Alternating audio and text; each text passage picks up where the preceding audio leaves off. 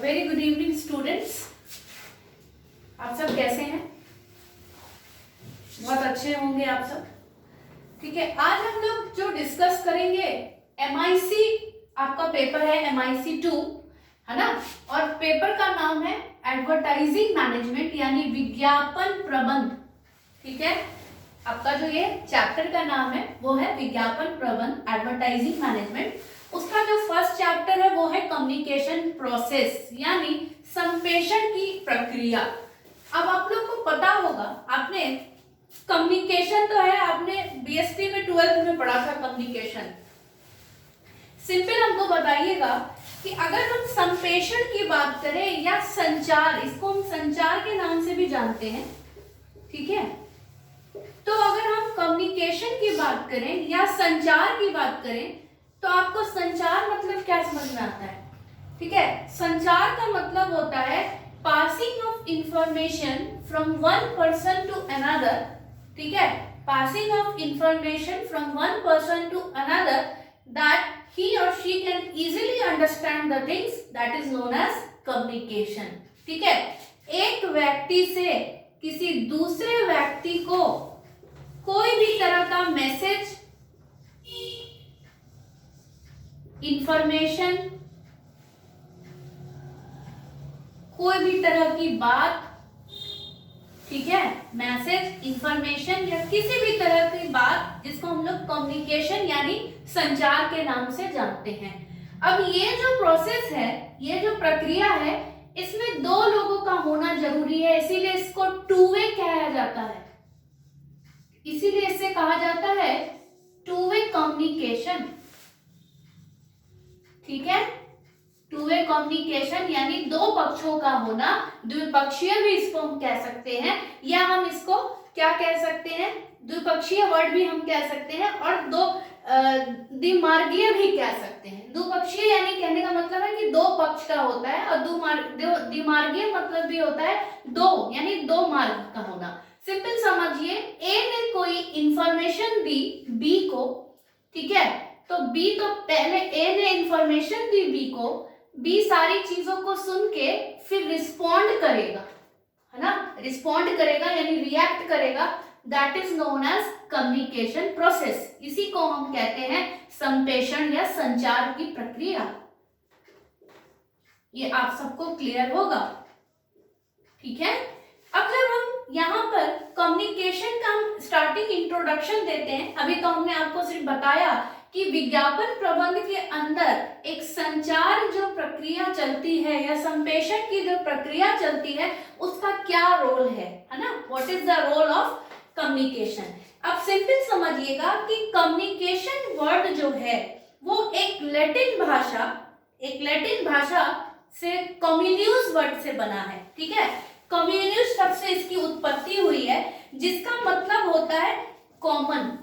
Common सबको समझ में आता होगा, कोई भी चीज कॉमन है उसको हम लोग कहते हैं कॉमन। और कम्युनिज का मतलब क्या होता है? कम्युनिज की जब हम बात करेंगे, मीनिंग की बात करेंगे, तो किसी भी चीज को जानना, ठीक है, किसी भी चीज को जानना और समझना, किसी भी चीज को जानना और समझना ही कम्युनिज का मतलब होता है, यानी कम्युनिज शब्द का अर्थ होता है।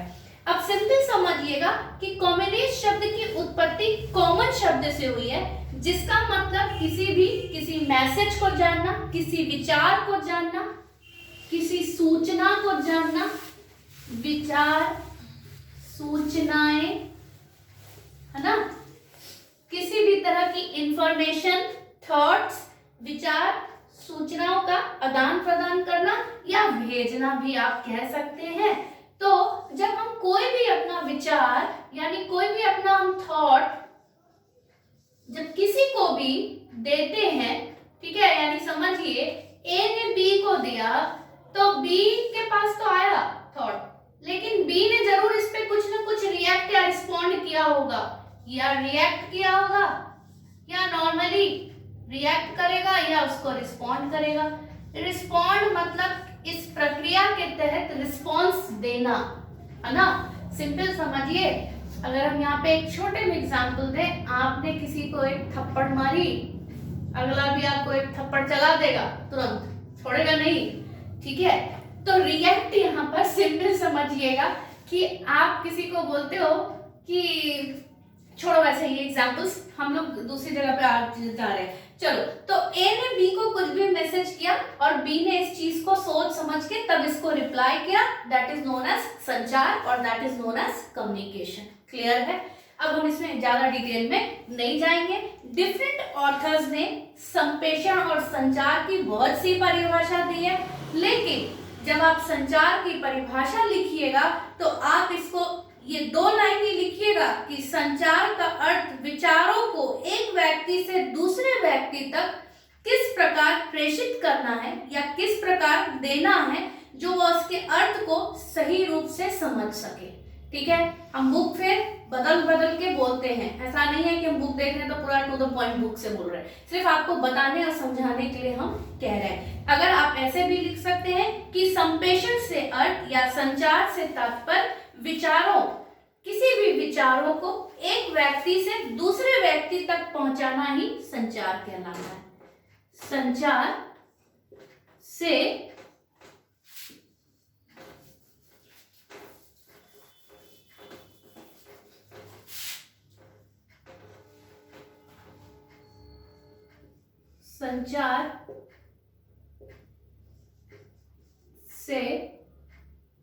अर्थ या तात्पर्य किसी भी सूचनाओं को या सूचना को एक व्यक्ति से दूसरे व्यक्ति को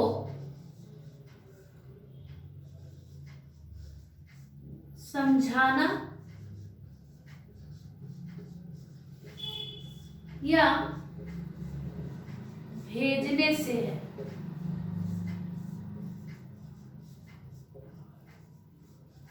ठीक है, जिसको वो बातें आसानी से समझ में आ जाए। ठीक है, तो संचार से अर्थ या तात्पर्य किसी भी सूचना को या किसी भी इंफॉर्मेशन को आप लिख सकते हैं, किसी भी सूचना को, किसी भी थॉट को, ठीक है, एक व्यक्ति से दूसरे व्यक्ति को समझाना या दूसरे व्यक्ति को भेजना ही संचार कहलाता है।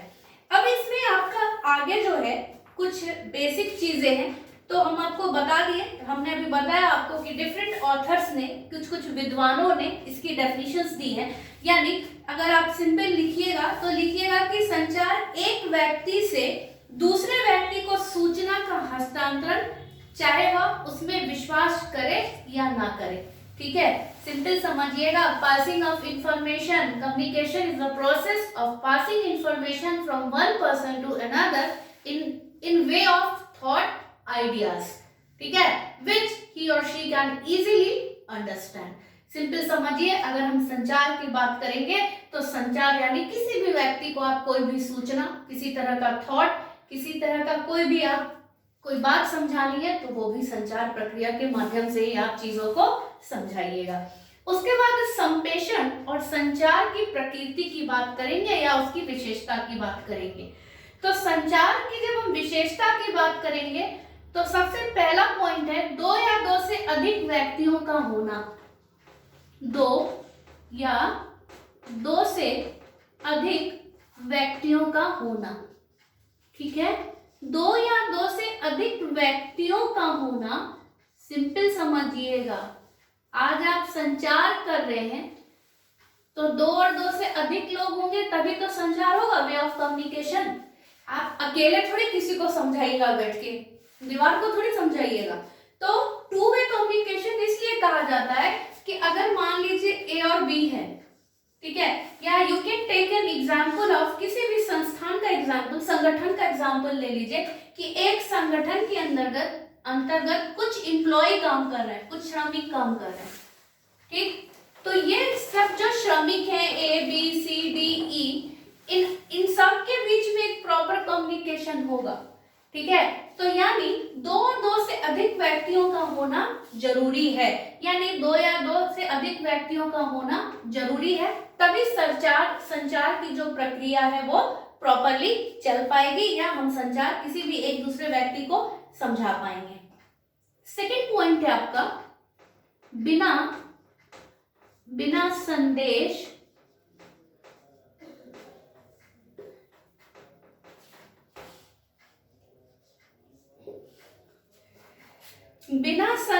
के संचार नहीं।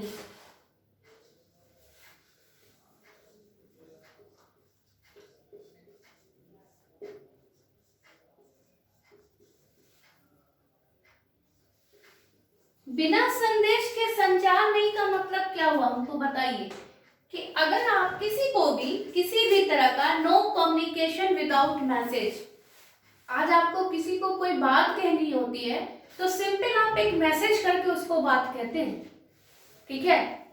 आज के जो अभी का सोशल मीडिया का जो ट्रेंड चल गया है, तो लोग इमोजीज बना के भेजते हैं, है ना। इमोजीज देखते होंगे, बहुत खुश हैं तो हैप्पी का इमोजीज आएगा, रो रहे हैं तो रोने का इमोजीज आएगा, ठीक है। किसी को थप्पड़ मारना है तो उसको ऐसा दिखाते हैं इमोजीज, तो हर तरह के इमोजीज आने लगे। बट यहाँ पर बिना संदेश के संचार नहीं की बात हो रही है, यानी नो कम्युनिकेशन विदाउट मैसेज। आप किसी को भी कोई मैसेज आप करते हैं तो आपको जरूर उससे कम्युनिकेट करना है, तभी आप मैसेज करते हैं। तो यहाँ सिंपल समझिए, हम बिना किसी संदेश के यानी किसी बिना भी मैसेज दिए बिना हम कम्युनिकेशन नहीं कर सकते हैं। उसके बाद है थर्ड पॉइंट है आपका सूचनाओं। आपका जो थर्ड पॉइंट है वो है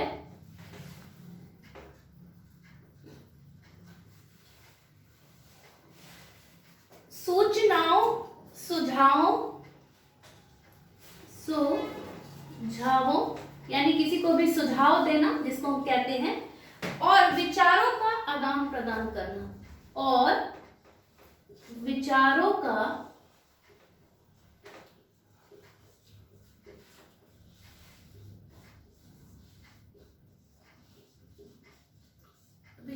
का आदान प्रदान करना, ठीक है। यानी exchange of information, suggestions and ideas, ठीक है।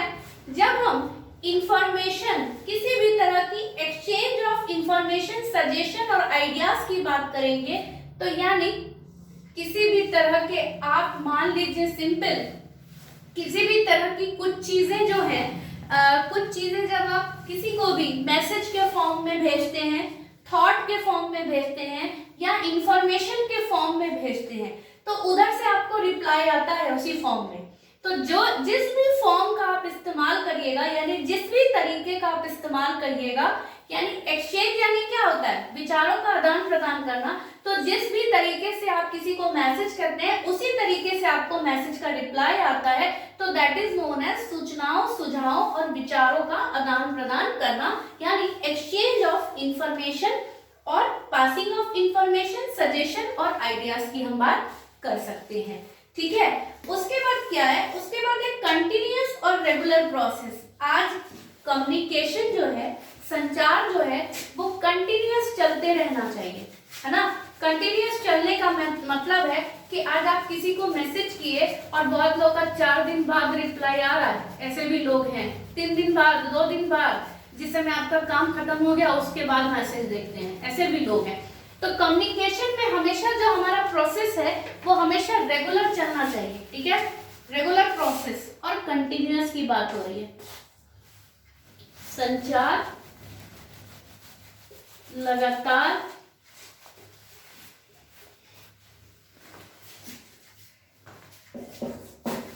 या नियमित क्रिया या लगातार चलने वाली क्रिया है,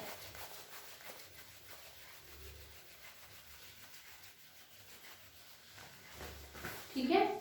चलने वाली क्रिया है और निरंतर भी वर्ड यूज कर सकते हैं आप, नियमित की जगह पे नियमित भी यूज कर सकते हैं और निरंतर चलने वाली भी प्रक्रिया है। सिंपल समझिए, निरंतर लगातार चलने वाली प्रक्रिया है, यानी हम किसी भी चीज का इंफॉर्मेशन भेज रहे हैं और उसका हमको रिप्लाई आ रहा है, तो कंटिन्यूअस चलेगा, तब तो हमको कोई भी दिक्कत नहीं आएगी। ठीक है, उसके बाद आपका नेक्स्ट पॉइंट है कम्युनिकेशन में भी पर्सनल और इम्पर्सनल, यानी अगर हम संचार की बात करें तो संचार व्यक्तिगत भी हो सकता है और अव्यक्तिगत भी हो सकता है, दोनों प्रकार का हो सकता है। ठीक है, क्या हो सकता है, व्यक्तिगत भी हो सकता है और व्यक्तिगत भी हो सकता है और अव्यक्तित्व या अव्यक्तिगत भी हो सकता है, जिसको हम पर्सनल और इम्पर्सनल की बात करेंगे।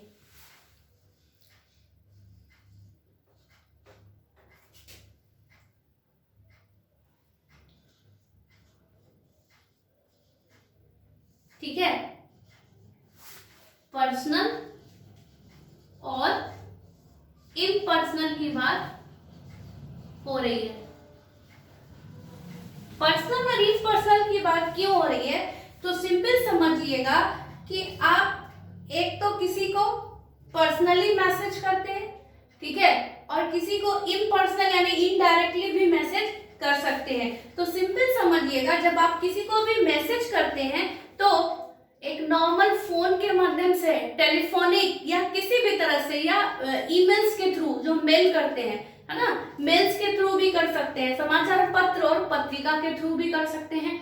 तो बहुत तरह के उसमें एग्जाम्पल्स आ जाएंगे पर्सनल और इम्पर्सनल में। तो सिंपल समझिएगा कि एक आप सामने बैठ के बात कर रहे हैं तो पर्सनल हो गया, डायरेक्टली किसी से भी आमने सामने बात कर रहे हैं, तो दैट इज नोन एज व्यक्तिगत, जिसको हम व्यक्तिगत के नाम से भी जान सकते हैं और पर्सनल भी बोल सकते हैं। और जब हम इनडायरेक्टली बात कर रहे हैं तो हम क्या करते हैं, वाया थ्रू करते हैं, या टेलीफोन के माध्यम से करते हैं, या मेल के थ्रू करते हैं, या मैगजीन्स न्यूज़पेपर के थ्रू करते हैं।